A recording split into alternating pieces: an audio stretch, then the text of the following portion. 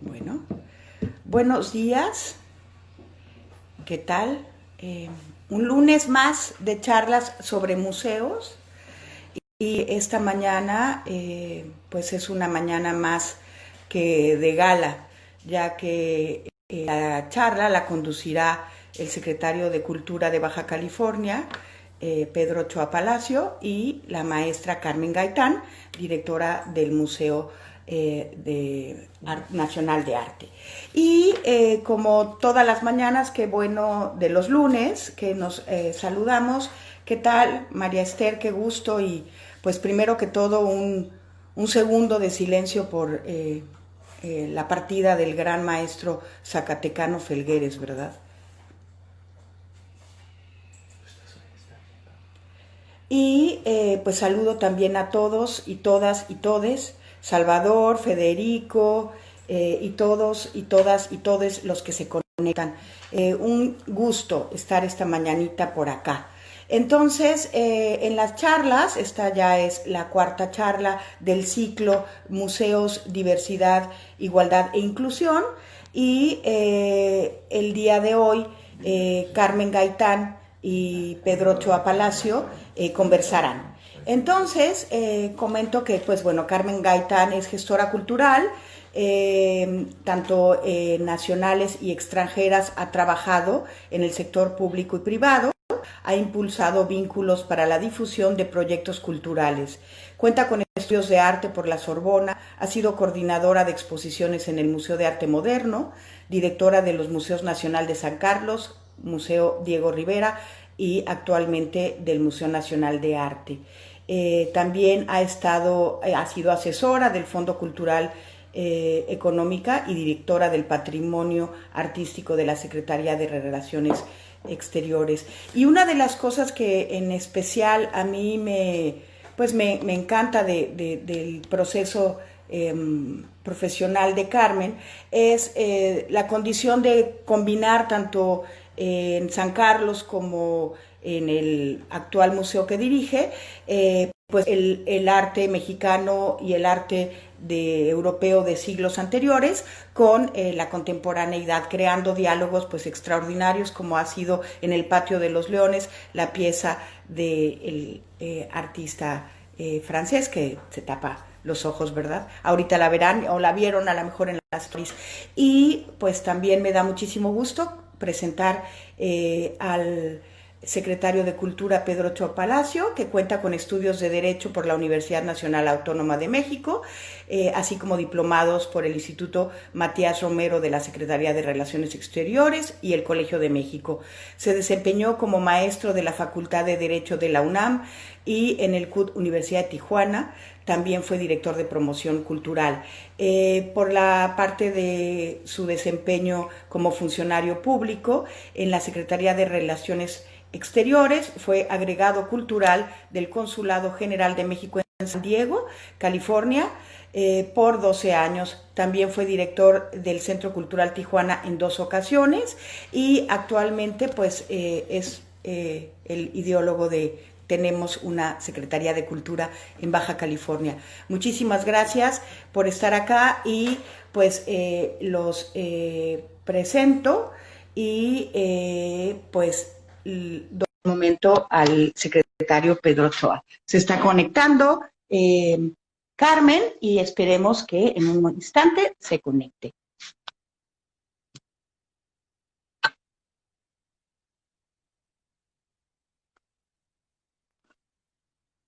Ya está saliendo. Hola Carmen, qué gusto. Hola, queridísimo Pedro, ¿cómo estás esta mañana? Qué gusto verte y escucharte. Pues igualmente un poco aquí lastimada por el deceso del maestro Felgueres. Estamos Inevitable el tema. recibiendo, pues sí, hombre, en la ciudad estamos ahorita recibiendo de todos lados los pésames, los obituarios, las condolencias, porque como tú sabes, pues era uno de los últimos representantes de la ruptura. Se le hizo un gran homenaje a principios de año en el MUAC, en el Museo Universitario de Arte Contemporáneo. Y Una bueno, gran exposición. fíjate, esa exposición todavía está ahí porque a causa del COVID, pues no se pudo retirar. Así que esperemos que se pueda abrir de nuevo y que pues todos podamos ir a rendirle un último homenaje. Una gran exposición, ¿verdad, Carmen? Fíjate que sí, y lo que más era de aplaudir es que era una exposición con las últimas piezas que el maestro trabajó. A pesar de tener, y digo a pesar porque uno piensa que a los 92 años un ser humano está muy mermado, yo tuve la fortuna de estar ahí presente, se le veía entusiasta, dio todavía un gran discurso frente al rector, frente a ese momento todavía Graciela de la Torre, directora del MUAC. La gran comunidad estaba de artistas y de admiradores, pues estábamos ahí presentes y fíjate, esto fue a principios de año o finales del año pasado y bueno, pues hoy nos toca ya mandarlo a las estrellas, al universo y se convertirá uno más de los grandes maestros que ha tenido este país en las artes plásticas. Bueno, el tema de Felgueres me da la oportunidad de entrar al primer planteamiento, Carmen. El MUNAL contempla dentro de sus colecciones obra del siglo XX. Sí, fíjate que el MUNAL contempla 450 años de historia, Pedro. Desde el arranque del siglo XVI con obra virreinal, tenemos 9 salas de obra virreinal en la que puedes encontrar, o el público puede encontrar obras desde Chávez Llorio, los maestros Juárez, que fueron Luis Juárez y su hijo, está también Cabrera, ni más ni menos que Villalpando, y ahí arrancan los 450 años de historia hasta llegar a las vanguardias del siglo XX. Y precisamente ahora que yo estoy al frente de este museo, el año pasado tuvimos la fortuna de poder inaugurar una exposición que se llama 20 en el 21. Es decir, hicimos una selección, una curaduría con las piezas más representativas de los principios del siglo XX. Está evidentemente Abraham Ángeles, está por supuesto el doctor Atl, por supuesto Siqueiros, Rivera, Frida, la gráfica de arte popular, Izquierdo, María Izquierdo, en fin, es un gran viaje, no, le quito el adjetivo, es un paseo, digamos, por los principios del siglo XX y está ahí en este acervo extraordinario que tiene el MUNAL, que se compone de 6.679 piezas de arte, Pedro querido. Extraordinario. Oye, Carmen, pero este acervo, ¿dónde estaba? Porque el MUNAL es relativamente nuevo, se inauguró en 82, si mal no recuerdo. Se inauguró el 23 de julio de 82, precisamente. Fíjate que se compuso con grandes acervos nacionales que estaban en el antiguo Museo del Virreinato y algunos otros que estaban dentro de lo que eran las colecciones del Instituto Nacional de Bellas Artes y Literatura, y se pensó en esta época de López Portillo, bueno, pues poder realizar un gran museo nacional. Y para ello se escogió este edificio portentoso que es inaugurado en 1911, que era ni más ni menos que la Secretaría de Comunicaciones y Obra Pública, una pieza de arquitectura extraordinaria que ya no pudo inaugurar Porfirio Díaz, que inaugura Madero, y que fue durante muchísimos años, fue también el Archivo General de la Nación, fue Secretaría de Comunicaciones, hasta que, como bien señalas, en el 82 deciden, por mandato presidencial, que se convierta en el gran reservorio de la colección de arte nacional de este país. Así que, bueno, pues nos toca custodiar estas 6.679 obras que, fíjate, precisamente estábamos esperando y está en trámite, es una donación que nos hizo el maestro Felgueres de una de sus esculturas antes de morir. Qué extraordinario. Carmen, ante los tiempos que estamos viviendo, que decía un amigo, parecen tiempos bíblicos, este 2020, ¿cuáles son los retos de los museos? Tú que tienes tanta experiencia, que has estudiado los museos, no solamente mexicanos, sino también los museos europeos, tienes una gran experiencia en el estudio y el análisis de los museos. ¿Cuáles son los retos contemporáneos de los museos? Bueno, mira, los retos son que ahora hemos emigrado a las plataformas digitales, Pedro. Ahora sí que las plataformas digitales llegaron para quedarse. Creo que desde que empezó la pandemia, nosotros dejamos el museo a partir del 24 de marzo, es decir, el museo solamente está en este momento custodiado precisamente por guardias y por personal de limpieza. Los retos son poder llegar a lo más íntimo de nuestros públicos, que es su casa. ¿Cómo les llegamos? Pues a través de plataformas digitales, con esta gran cruzada que ha hecho la Secretaría de Cultura, que se llama Contigo a la Distancia, en la que hemos participado no nada más el Instituto Nacional de Bellas Artes y Literatura, sino también el de Antropología, también la Cineteca, en fin, todas las artes, llámese danza, teatro, cine, música, igual que ustedes, Pedro. Estamos utilizando hoy las redes sociales, pero ojo, como yo les digo a mis colegas cuando armamos un producto, tenemos que hablar con verdad, tenemos que hablar con un sentido que pueda hacer de nuestro público nuestros aliados. Ojo con saturar. No podemos saturar con mensajes porque, como hoy tú sabes, todos estamos utilizando las redes sociales. Entonces tenemos que pensar muy bien en el mensaje. ¿Cuál es el mensaje que nosotros enviamos, Pedro? Pues son mensajes inclusivos, son mensajes de igualdad, son mensajes de urbanidad, de no violencia. En un país que está tan cargado de violencia como tú lo sabes, es el momento ideal para llegar a los hogares y también con el cuidado de pensar que los hogares no muchas veces son el lugar ideal, Pedro. Los hogares muchas veces son los lugares donde más violencia existe. La gente no estaba acostumbrada a convivir todo el día con la familia. Así que nosotros, como museos, somos un lugar de refugio.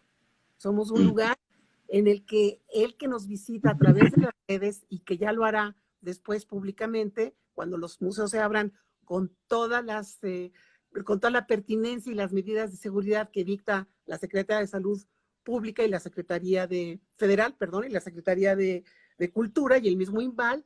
Bueno, tomaremos todas las medidas para que nuestro público se acerque, pero en este momento, como bien lo señalas y como se ha visto en el mundo entero, todos utilizamos las redes, Pedro. Todos hicimos la historia de arquitectura, dimos conferencias de arquitectura del inmueble, hicimos repasos de nuestras colecciones, seleccionamos a algún artista como el Dr. Atl o como Diego Rivera o como un artista virreinal, Luis Juárez, para transmitirle al público que ese acervo hoy en día, gracias a la tecnología, está a la mano de todos. Evidentemente tenemos una página y esa página estuvo alimentada, ya ha estado alimentada todo el tiempo, por una cantidad de servicios, Pedro, en los que también entran, ojo, todos aquellos juegos para los niños. No olvidemos que la simiente en nuestro país y en el mundo, yo creo, para poder cambiar la estructura, está en los niños. Si nosotros sabemos llegar con un mensaje de verdad, de urbanidad, de civilidad, es en los niños, Pedro, donde podremos tener el futuro, donde podemos tener un cambio. Ojalá que uno de estos mensajes que hemos enviado con la finalidad de que cambie, de que transforme una mente, haya caído en la mente de un niño fértil y que podamos tener pues alguien que cambie y que sea un ser humano constructivo. Así que me remito a eso, Pedro, a que los museos son un cuerno de la abundancia. Estamos llenos de bondades. Y evidentemente, Carmen, los museos, los organismos culturales, tendremos que trabajar en las dos vías, mantener la obra de arte en sala y estar a través de las redes mostrando la obra de arte, la ficha biográfica del autor, el contexto histórico y demás. Pero hay algo que no se ve en las redes y es un poco que quisiera que me platicaras. ¿Cuál es el procedimiento? ¿Cuál es el proceso desde que una obra de arte llega de un préstamo, que se exhibe en el público y se regresa al acervo original? ¿Qué es lo que no vemos como público? Bueno, nosotros que hemos estado dirigiendo museos tenemos la gran experiencia y el gran honor de haber visto cómo llega un tesoro en una caja de madera perfectamente bien embalada y cómo se tiene que abrir, etcétera. ¿Qué es lo que no se ve en redes? ¿Qué es lo que hay un poco, como diríamos en el teatro, detrás de bambalinas? Lo que no se ve, Pedro, son los años de negociación. Ajá. Lo que el público la gestión de los recursos. Son la búsqueda de recursos, los años de investigación. Una exposición no llega de pronto. Una exposición Correcto. se calcula, se saborea, se piensa y se manda una serie de cuestionamientos y de emplazamientos y de cartas a los museos hermanos, ya sean nacionales, europeos, norteamericanos, en fin, del mundo entero, de acuerdo a una curaduría, es decir, a una línea muy específica en la que los investigadores piensan y discuten si es pertinente, dada la vocación de tu museo, que esa exposición venga. Así que son muchos años para prepararla y también que las líneas discursivas sean las pertinentes, que tengas las salas adecuadas con toda la seguridad y con todas las líneas museográficas para atender la llegada de esas piezas, pero sobre todo una puesta en escena, como tú lo has dicho, que sea atractiva, que comunique, que no sea rígida, que no sea tiesa, que permita esta experiencia, Pedro, que todos los directores de museos queremos. Que cuando una persona se permita entrar a un museo, entre de una manera y salga de otra. Si uno es capaz de transmitir un mensaje a través de los conceptos museográficos y de museología, que son los contenidos, que son aquellos textos que se ponen en las paredes, y algo estremece, algo cambia, algo descubre a nuestro visitante, ya la hicimos. Porque como tú bien sabes, Pedro, en el arte no hay bueno ni malo. Eso sería una pretensión. El arte, quien lo realiza, quien lo compone, es el espectador. El artista deja la pieza, pero quien realiza el acto final es el visitante.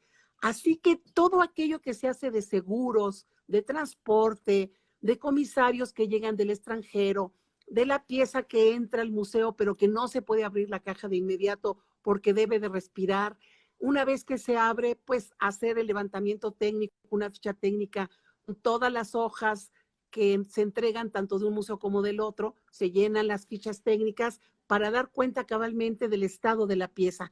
La pieza es una pieza orgánica, como tú sabes, es una pieza que respira, que siente, así que hay que dejarla reposar, sobre todo cuando viene de países muy lejanos, para que una vez que ya está preparada, se pueda hacer el examen técnico, sacarla de la caja, levantarla, dejarla reposar y después ya integrarla al concurso, al discurso museográfico.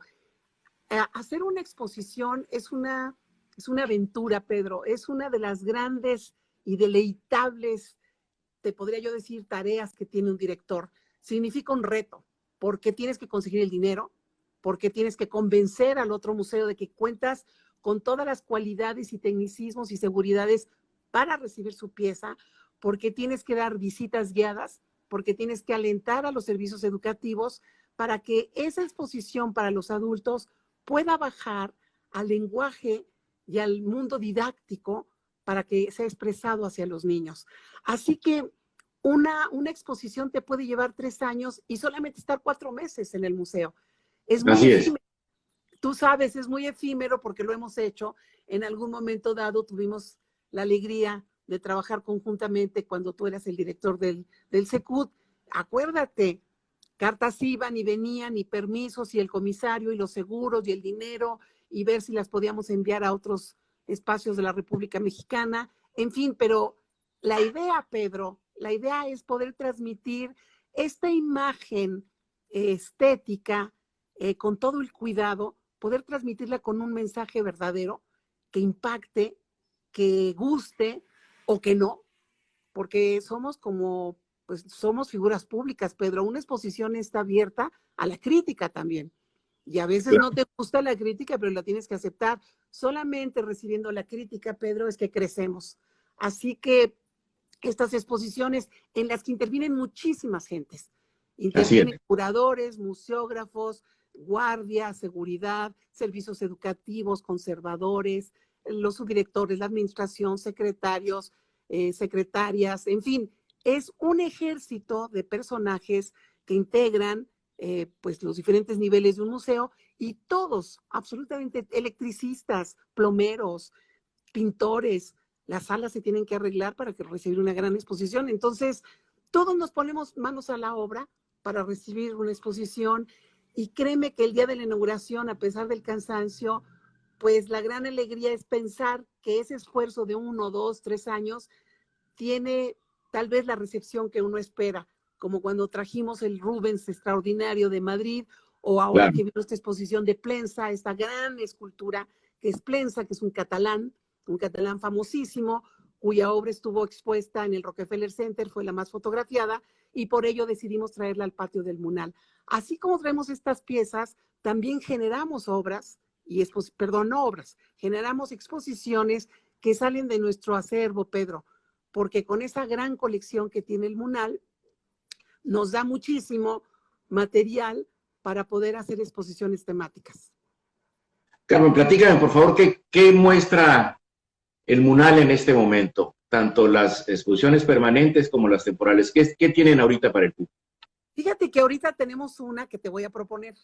Tenemos una exposición. Fantástico, me encanta. Una exposición fantástica, Pedro, hecha por una escultora que vive en Monterrey, que se llama Miriam Medrés.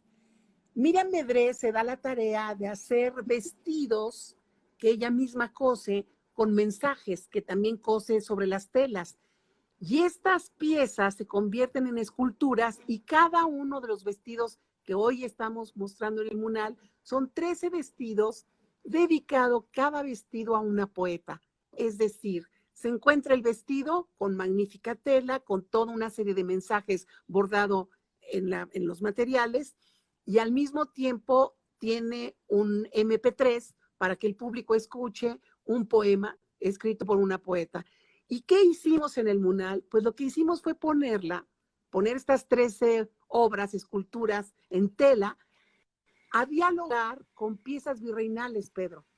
Porque si tú recordarás, si recuerdas bien, las obras virreinales están compuestas por muchísimas telas. Claro. Los telas de las Madonas, las telas de las vírgenes, las telas de los ángeles, un sinfín de símbolos, de coronas, de escaleras, de clavos, de relicarios, toda la pasión de Cristo o todo lo que tiene que ver con todo el significado mariano de las vírgenes. Es una fascinación poder poner todos y reinos en relación con la obra actual. Una precisamente aterrizar lo de antaño con lo actual.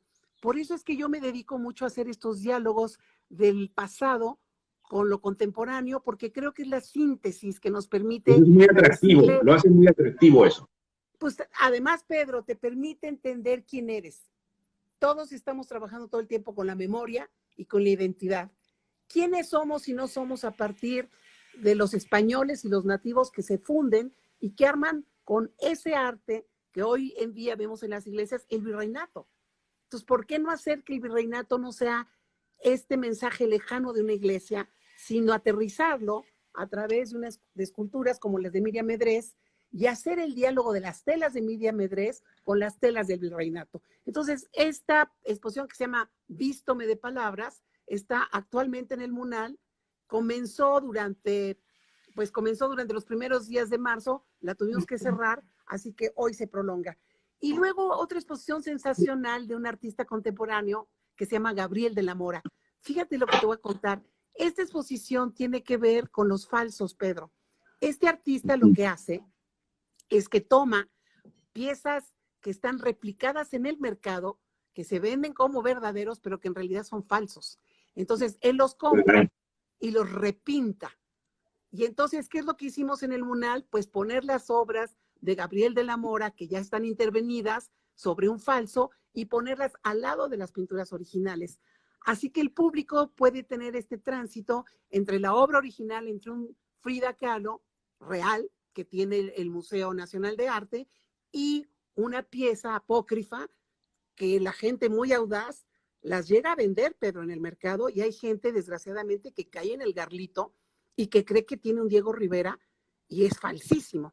Entonces, esta exposición era una alerta y era también, pues, una manera de decirle al público que la falsificación ha existido desde siempre, Pedro.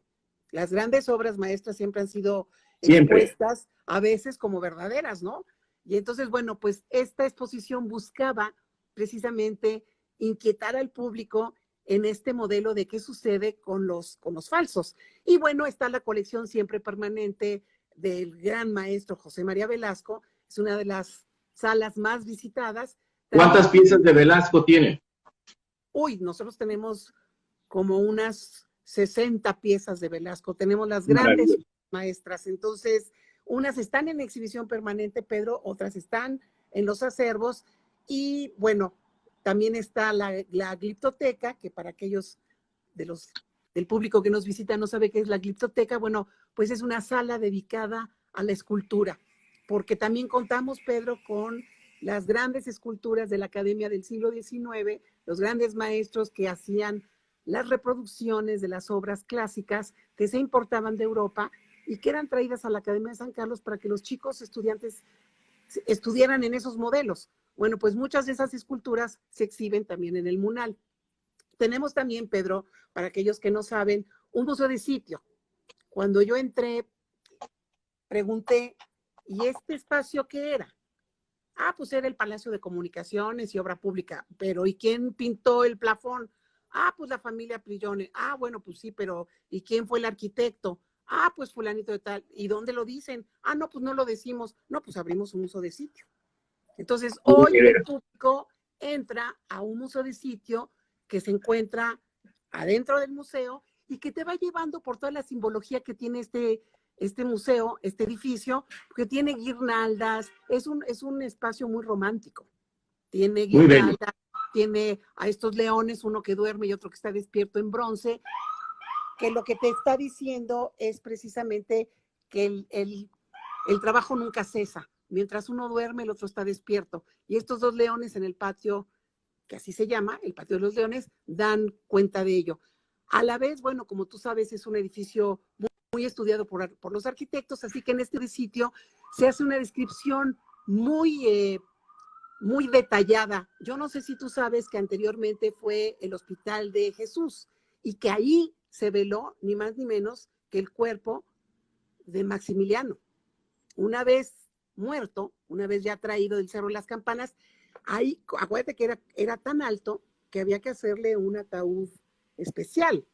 Y entonces la gente, Pedro, cuando sabe que se encuentra en el patio del Hospital de Jesús, empieza a hacer caravanas y peregrinación para verlo, y entonces Juárez se enoja y decide que de inmediatamente, pues parece ser que haya una especie de mutilación para que sea enterrado de inmediato, pero se veló, o sea, no se veló, estuvo el cuerpo ahí, en donde hoy es el MUNAL. Así que el MUNAL, bueno, además el MUNAL fue un edificio, pues que vio pasar, ni más ni menos que enfrente de él, a Zapata, a Villa, a Madero. O sea, es uno de los edificios emblemáticos. Todo el siglo.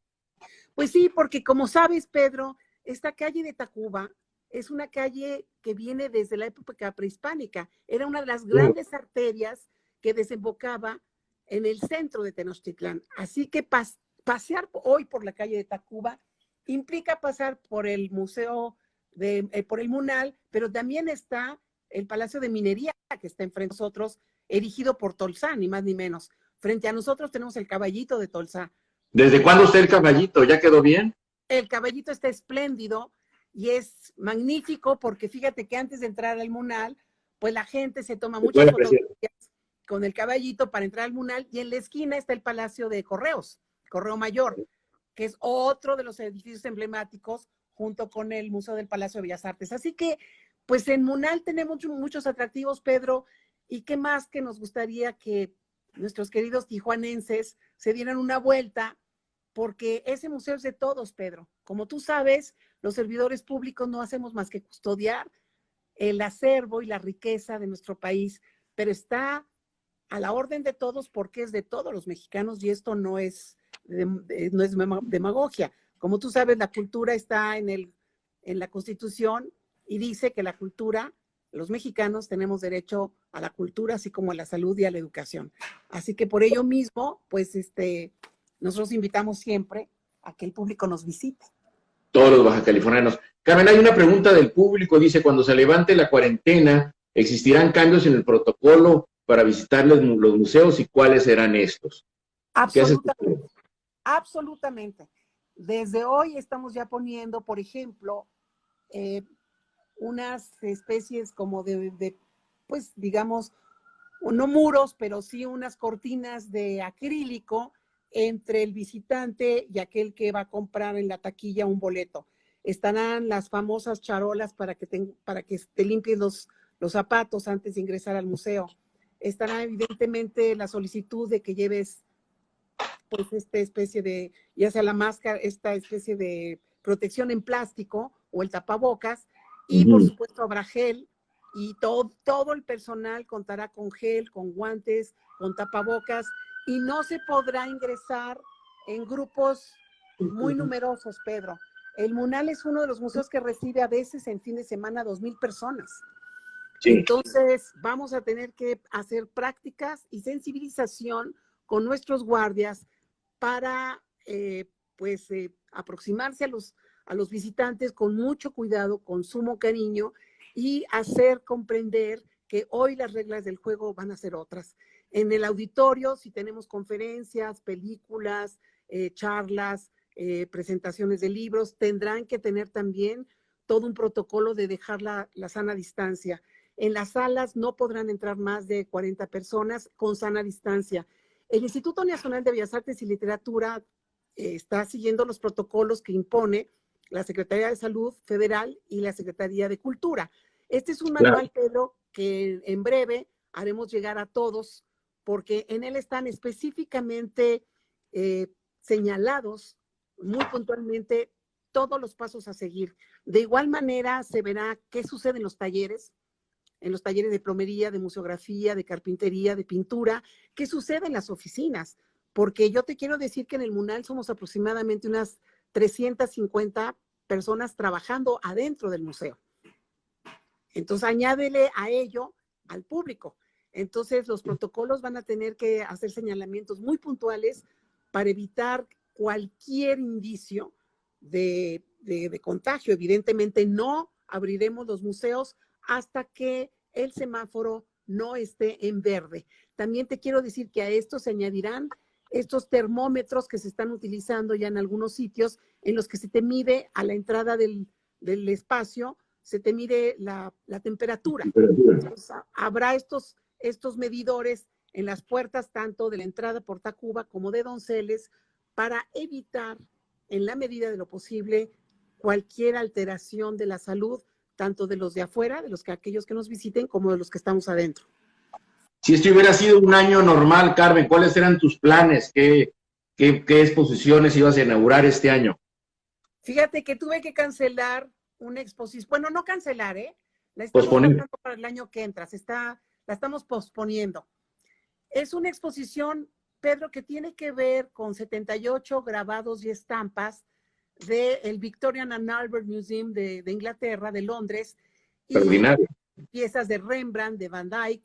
Las íbamos a poner a dialogar precisamente con piezas de colecciones del Sumaya, con colecciones de este gran coleccionista privado, colecciones privadas, y bueno, pues la tuvimos que posponer. Ellos de igual manera nos dijeron que este año no, por favor no, porque no sabían si sus comisarios podían viajar, si se iban a retomar los vuelos en las líneas aéreas, en fin, se pospone para el año que entra. Y de igual manera, una preciosa que ahorita está en el Museo de Arte de Dallas, que se llama Flores Mexicanas, y que es de este gran pintor mexicano que se llamó Alfredo Ramos Martínez. Ramos Martínez, como tú sabes, tiene muchos años en Los Ángeles, y esta gran exposición está hoy presentándose en el Museo de Arte de Dallas con magníficas piezas nuestras, y también nuestras, digo, del MUNAL. Nosotros prestamos piezas del MUNAL, se prestaron piezas también de colecciones privadas, y es una gran exposición que vendrá el año que entra. Te cuento una anécdota. Una de esas piezas es ni más ni menos el regalo que le hizo Álvaro Obregón al aviador Charles Lindbergh cuando se casó. Es una pieza enorme, de gran formato, que fíjate, Pedro, Lindbergh la deja en San Luis, Missouri, y se queda olvidada en el museo durante 90 años. Nadie bajaba a los sótanos de ese museo a ver qué era aquella envoltura monumental, hasta que llegó la directora actual, que se llama Frances Levin, que es amiga de Agustín Arteaga, el director del Museo de Arte de Dallas, y mía, bajó a las bodegas y dijo, ¿y aquí qué hay? Pues parece ser que es una obra, pues ábranla, y resulta que era el regalo de bodas de Álvaro Obregón a Charles Lindbergh, que no se había expuesto jamás, Pedro. Entonces, hoy por primera vez, fíjate, esos son los hallazgos que también suceden a veces dentro de un museo. Así es. Entonces, por fortuna, hoy esa pieza está en el Museo de Arte de Dallas, es de gran formato, es muy grande, es muy costoso traerla por el embalaje, pero será la exposición, dentro de la exposición de flores mexicanas que se presentará el año que entra en el MUNAL, es la pieza maestra, es la pieza más hermosa. Ramos Martínez tuvo una gran producción, gran. Murió hace poco Salvador Castillo, que fue uno de los grandes coleccionistas de Ramos Martínez, entonces estamos en espera de ver si sus hijos nos prestan obra. En el museo también, el museo tiene un retrato bellísimo de Dolores del Río Pequeña, de niña, que está prestado ahorita al Museo de Arte de Dallas. El MUNAL cuenta con varias obras, cuenta con obras magníficas. Andrés Blainstein, que como tú sabes es un gran coleccionista mexicano, también él prestó obra y también él nos prestará obra para esta gran exposición. Esas fueron las dos grandes que tuvimos que posponer para el año que entra. Pero vamos a abrir este año, si todo nos permite que así siga, con una exposición fantástica que se llama Símbolo y Reino. Son 3 grandes acervos que se unen. El del Castillo de Chapultepec, el Museo Nacional de Historia, con 20 piezas virreinales, 20 piezas del Sumaya y 20 piezas del MUNAL. Símbolo y Reino busca mostrarle al público lo que dije en un comienzo, las cualidades, las potencias, lo poderoso de la pintura virreinal unida a través de 3 colecciones. Tal vez, Pedro, la inauguración tenga que ser virtual. No habrá, ya no habrá invitaciones impresas. Tal vez los catálogos también tengan que ser digitales. En fin, como te dije desde un principio, pues la era digital llegó para quedarse también en los museos, porque mucho uso de papel pues es de alguna manera, los investigadores me van a odiar por lo que voy a decir, porque los catálogos quedan para la posteridad, pero mucho uso de papel también ahí hay mucha merma y desperdicio. Así que hoy nuestros lectores tendrán que seguir pues las publicaciones, muchas de ellas a través de las páginas digitales y a través de la página del museo. Esta es una gran exposición, está curada desde el año pasado, se seleccionaron obras de primer calado, de los 3 museos. La exposición se llama Símbolo y Reino y es muy parecida, tiene una proximidad con aquella gran exposición que tú hiciste el favor de recibir cuando eras el director del Secut, que se llamaba, también tenía un nombre como muy virreinal, ¿te acuerdas? Era también algo así como el mundo de los reinos o algo así, ¿no? Pero bueno, Así es. la idea es esa, es El seguir reino de las formas. el reino de las formas, exacto. La idea, Pedro, es seguir trabajando con los museos nacionales. Y esta exposición está pensado que va a itinerar, queremos que itinerara a Zacatecas, que itinerara a Chihuahua, que itinerara a Monterrey y a Torreón, al Museo Arocena.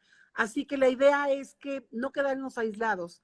Tú sabes que también esta es una línea de trabajo que tenemos siempre en los museos del INVAL, que no nos señalen tanto de centralistas, sino que nuestras piezas y nuestras exposiciones puedan viajar para que el público tenga la oportunidad de ver los hermanos del centro qué estamos haciendo.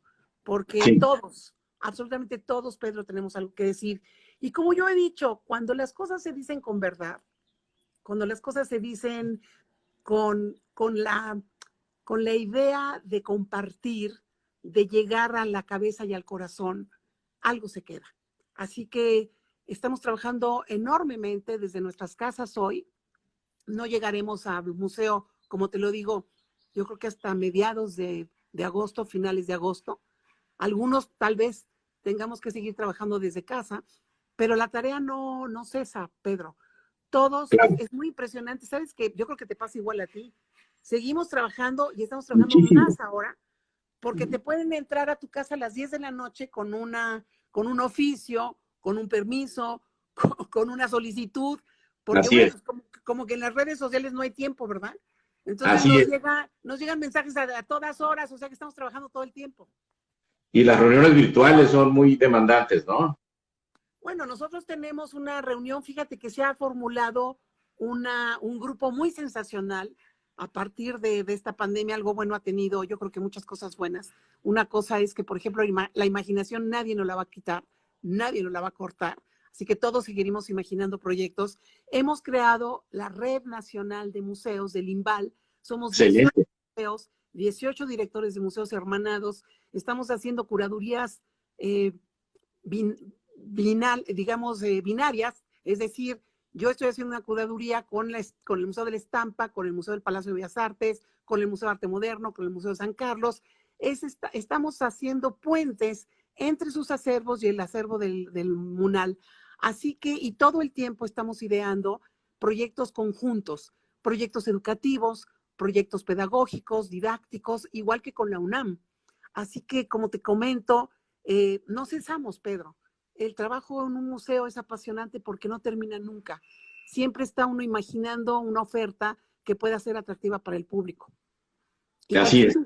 Igual que tú con todos los centros culturales que tienes. Y bueno, yo tuve la oportunidad de estar en estos centros magníficos. Estatales de las Artes, sí. Híjole, sí. Que, bueno, si pudiéramos llegar con alguna curaduría que pudiera ser, pues no muy extensa, porque yo sé que hoy los presupuestos están bajos, pero créeme, Pedro, que haremos lo posible por hermanarnos con ustedes, porque nos importan, porque son la frontera más importante, porque Nos interesa mucho, Carmen. el público de Tijuana siempre ha sido receptivo, ha sido un público siempre que ha estado en la punta de la cima, ¿no? De la cresta, siempre organizando proyectos culturales en música, en instalaciones, en literatura. Así que yo no me puedo despegar de Tijuana, aparte de, tú sabes por qué. Tijuana en el corazón. Siempre estaré unida a Tijuana, pero me importa muchísimo esa frontera tan rica, tan propositiva, tan audaz, que fíjate lo que te voy a decir, es una pena, pero yo que soy de Chihuahua, la frontera de Chihuahua no es tan activa como ustedes. O sea, lo que ustedes hacen en Tijuana, Pedro, no tiene parangón. Y son la frontera pues más cruzada, más visitada. Así que es un deber que tenemos como mexicanos proponer a estos mexicanos que están en esta frontera pues este menú de oferta cultural, porque ellos son transmisores. Un buen público es un buen transmisor. Si uno les da algo de calidad, se pasa de boca a boca. Tú sabes que por más que haga uno invitaciones y que trate de hacer publicidad, no hay nada mejor que alguien te recomiende una buena obra de arte, una buena comida, una buena película, un buen libro. El boca a boca, pues es el principal transmisor que uno tiene de calidad. Así que hagamos algo juntos, Pedro. Por supuesto. Hoy te tocó conocer el Centro Estatal de las Artes de Rosarito, ¿no? ¿Qué te pareció? Bueno, no te digo que ese centro de Rosarito me dejó tan conmovida. Me pareció un espacio tan noble, tan absolutamente impecable. Además, con estos jóvenes entusiastas, ¿no? Su directora que me mostraba toda la curaduría de los pintores locales, los espacios, la luz. Luego me hicieron el favor de llevarme a los espacios de los niños, a ver todos los trabajos que tienen ahí, que los niños han elaborado. Y bueno, a mí me conmueve muchísimo. Cuando voy a los estados, Pedro, siempre me conmueve y me deja muy estremecida ver todos los esfuerzos que se hacen en Zacatecas, en Baja California, en Chihuahua, en Coahuila, porque uno a veces tiene la tendencia de encerrarse en su propio círculo y de creer que lo que está haciendo uno es único. Y de pronto, Coahuila te da unas lecciones y Puebla otras. Y bueno, en Puebla, imagínate, tienen el Museo Amparo, por ejemplo, ¿no? Claro. Ustedes en Tijuana, pues ve todos estos centros culturales con todo lo que están haciendo. Te muestran que somos un país dinámico, que a pesar de la pandemia y de los golpes que recibimos permanentemente de que pues de la cultura está muy recortada, sí está recortada, Pedro, pero yo digo que la imaginación y las ganas de crear algo no nos las quita ni la pandemia, ni el recorte presupuestal. Todos, entre todos, sabemos todo, como decía Alfonso Reyes, y entre todos, Pedro, podemos hacer algo. Y yo te prometo, Pedro, que si podemos hacer algo con ustedes, tengo una exposición muy linda de fotografías, de reproducciones de fotografías de Tina Modotti, que ya presentamos en el Senado de la República. La podemos mandar allá. Levanta una mano para mostrar a Tina Modotti en Baja California. Oye, Carmen, has tocado un punto importante. ¿Qué papel jugará la cultura para restablecer la normalidad o para reencontrarnos socialmente después del golpe que ha significado la pandemia, porque nos ha afectado de muchas maneras, la falta de movimiento en la economía, la gente en sus casas, la falta de oportunidades de trabajo, etcétera, y también la salud misma que se ha mermado demasiado. ¿Qué papel jugará la cultura para salir adelante? Pues el papel es el que te acabo de un poco de compartir, ¿no? En la medida en la que tengamos la audacia de seguir organizando proyectos atractivos, vamos a insertarnos de nuevo en la cabeza y en el corazón y en el imaginario de las personas. Nosotros no vamos a dejar de hacer 4 o 5 exposiciones que ya teníamos en la cabeza, y creo que todos, en el cine, en el teatro, en la música, en la danza, absolutamente todos estamos apostando. Fíjate lo que te voy a decir, yo creo que va a ser la gran revancha. Claro. Desde el arte nos vamos a vengar de la pandemia. Ella no sabe que esto no lo va a quitar, no nos va a quitar a nuestros creadores. Y desde la revancha vamos a imponer productos de calidad en cada uno de los campos. Y estoy segura de que vamos a ganar la batalla, de que cada uno seremos implacables en demostrar que el ser humano se ha sobrepuesto a las pestes, a la gripe española de 1918, no nos va a vencer. Y si no estoy yo, estarán todos esos jóvenes que estamos hoy en día educando para que sean los que estén en nuestro lugar, Pedro. Porque yo estoy formando por supuesto, que estarán atrás de mí. Yo tuve grandes maestros, como tú sabes, Miriam Kaiser, Fernando Gamboa, o sea, fueron de los grandes, bueno, Rafael Tobar, Tere Franco, hoy Lucina Jiménez, ellos son mis maestros, y de todos ellos he aprendido, y a todos ellos he tratado de retribuir lo que ellos me han enseñado. Hoy yo estoy formando una serie de jóvenes que están atrás de mí en el Munal, creo que lo he hecho también en San Carlos, creo que también lo hice en el Museo Mural, y esa es la idea, Pedro, regresar con el combate en la cabeza, sabiendo que dentro de lo peor, como fueron los centros de reclusión del Holocausto, como fueron los campos de concentración, nunca pudieron vencer la imaginación y la capacidad creativa del ser humano. Y también va a pasar lo mismo con nosotros. Estoy segura, porque ya lo hay ahorita. Ya hay manifestaciones de artistas que están haciendo obras que tienen que ver con el COVID, y habrá igualmente obras de teatro, y habrá igualmente cuentos y novelas y crónicas, y se la vamos a ganar, Pedro. Te juro que se la vamos a ganar. Por supuesto. Oye, un último comentario. Regálame un comentario sobre Fernando Gamboa. Platícame de Gamboa. Fernando Gamboa fue el México moderno en cuanto a las plásticas. Fue el hombre decidido, combativo, con la capacidad de exportar el arte mexicano cuando nadie sabía quién era Diego, ni Tamayo, ni María Izquierdo, ni Ángel Zárraga, ni Abraham Ángel, ni Agustín Lazo, ni Gabriel Fernández Ledesma. Bueno, don Fernando apostó a llevar el arte mexicano a la Orquesta Internacional, al Gran Palais, o llevarlo hasta al Hermitage en San Petersburgo. Fue un hombre que supo tener a los aliados ideales en la política y en las artes plásticas para armar productos de belleza impactante. Ahí donde fue, dejó la marca. Hoy, por desgracia, el único lugar en el que podemos ver una museografía de Fernando Gamboa es el museo que le dedicó a Tamayo en la ciudad de Oaxaca. Ahí está puesta la mano de la museografía de Fernando Gamboa. Él fue el gran museógrafo, fue el hombre que se atrevió a instalar colores audaces en las museografías. Las museografías tenían un cierto recato, y don Fernando irrumpió con anaranjados y morados y verdes y rosas, y entonces hizo que el público europeo, norteamericano, latinoamericano aprendiera y se diera cuenta de que más allá de las fronteras había los grandes exponentes del arte mexicano que comenzaban desde el mundo prehispánico. No te olvides que Fernando Gamboa lleva las grandes cabezas olmecas y las está a la Quinta Avenida. A la Quinta Avenida. Bueno. Oye, ¿cuáles son los años del trabajo de Gamboa? ¿De qué año a qué año es el el que determina y decide estas exposiciones Gamboa magníficas. empieza a trabajar desde que va con la Lear, desde que llega a la España, que comienza la guerra civil, acompaña a Juan de la Cabada, a Octavio Paz, a Elena Garro, ¿a quién más? Va otro artista más. Con él era un hombre muy progresista en el momento, era un hombre muy de izquierda, que se presenta precisamente para enarbolar los valores de la España republicana.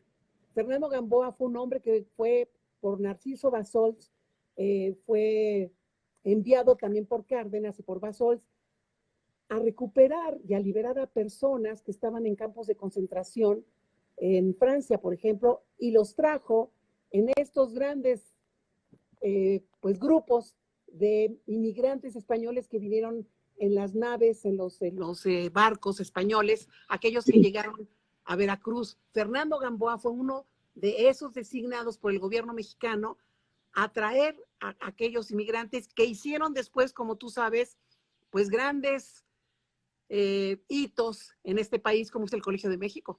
O sea, gracias a los españoles que llegaron a este museo, pues que llegaron a este país, pues hicieron posible grandes espacios, como fue el Colegio Madrid, como fue el Colegio de México, en fin. Fernando Gamboa fue un hombre que empezó a trabajar, él estudia en la Academia de San Carlos arte y se da cuenta de que no es muy bueno. Se da cuenta de que no es un buen pintor y entonces decide, junto con su mujer, que era una mujer bellísima, que se llamaba Susana Gamboa, decide dedicarse a hacer la promoción cultural. Y muchos años lo hace a nivel personal hasta que el Estado mexicano lo contrata y está muy vigente a partir de los años 40. La primera gran exposición de grabado mexicano la hace en lo que hoy es la Sala Internacional del Museo del Palacio de Bellas Artes. Ahí comienza y después se integra ya al museo, se integra como el director técnico de artes plásticas y durante pues, casi 35 funge como un funcionario cultural.